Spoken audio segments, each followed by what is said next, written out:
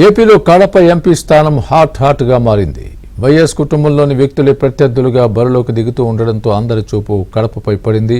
ఇప్పటికే వైసీపీ అభ్యర్థిగా అవినాష్ రెడ్డిని జగన్ ఖరారు చేయగా కాంగ్రెస్ నుండి షర్మిల పోటీ చేయబోతున్నట్లు వార్తలు వస్తున్నాయి.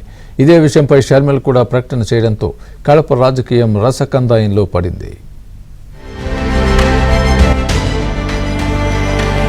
కడప జిల్లా అన్నాచెల్లెళ్ల మధ్య జరుగుతున్న రాజకీయ పోరాటానికి వేదికైంది.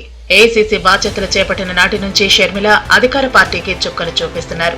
అన్న జగన్ పై షర్మిల వరుస విమర్శలు చేస్తూ కాక పుట్టిస్తున్నారు. ఆస్తి పంపకాలు ఇద్దరి మధ్య వైరాన్ని పెంచాయని ప్రచారం జరుగుతున్న నేపథ్యంలో ఇదే అదనుగా భావించి కాంగ్రెస్ కు పునర్వైభవాన్ని తీసుకురావడానికి షర్మిల విశ్వ ప్రయత్నాలు చేస్తున్నారు. ఈ క్రమంలో అన్నకు ఎదురు వెళ్లడానికి షర్మిల సిద్ధమైనట్లు కనిపిస్తోంది. ఇదే విషయంపై షర్మిల పార్టీ నేతలతో సమావేశమయ్యారు.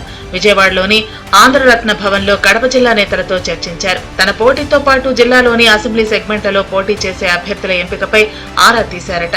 అయితే షర్మిలను కడప నుండే పోటీ చేయాలని కాంగ్రెస్ నేతలు కోరుతున్నారని తెలుస్తోంది.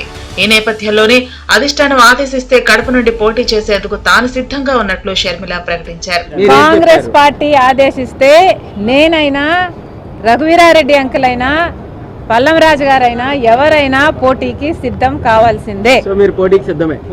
కాంగ్రెస్ పార్టీ ఆదేశిస్తే ఎవరైనా పోటీకి సిద్ధమే. మాలో కాంగ్రెస్ పార్టీ కుటుంబంలో ఉన్న ఎవరైనా సిద్ధమే. మేము ఏ కలలు కంటున్నామో పక్కన పెట్టండి, మీరు ఏ కలలు కంటున్నారో ప్రజలందరూ గమనిస్తున్నారు.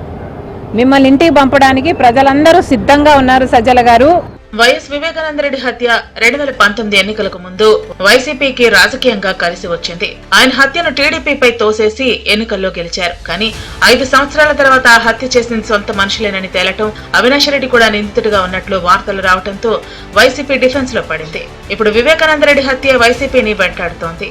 ఈ నేపథ్యంలో సునీత కుటుంబం షర్మిలకు మద్దతుగా రోటెక్కితే కడపలో అవినాష్ రెడ్డికి ఎదురుగాలులు వేస్తాయి. అతను రాజకీయంగా ఇబ్బందికర పరిస్థితులు ఎదుర్కోవాల్సి వస్తుందని విశ్లేషకులు చెబుతున్నారు. ఈ అవకాశాన్ని పసిగట్టిన షర్మిల సెంటిమెంట్ తో విజయ ఢంకా మోగించాలని చూస్తున్నారట.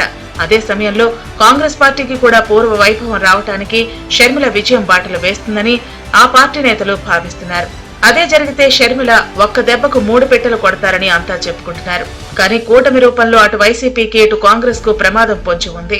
ప్రభుత్వంపై వ్యతిరేకత, ఎన్డీఏ కూటమిపై ప్రజల నమ్మకం తీర్పును మార్చే అవకాశాలున్నాయని మేధావులు అంచనా వేస్తున్నారు. దీంతో ఈసారి కడపలో ముక్కోణపు పోటీ తప్పదని వారు చెబుతున్నారు.